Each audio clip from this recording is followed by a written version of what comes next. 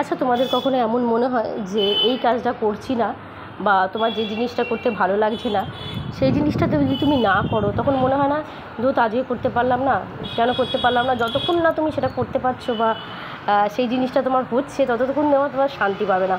Actually এই জিনিসটাকেই বলা হয় আমাদের ভালো লাগা। আমরা অনেক সময় ভাবি যে আমরা প্রফেশন হিসাবে কী গ্রহণ করব, বা আমি অনেক কনফিউজ ছিলাম যে আমার সেলাই করতেও ভালো লাগে, আবার তোমার এই গয়নাগাটি বানাতেও ভালো লাগে, রান্না করতেও ভালো লাগে।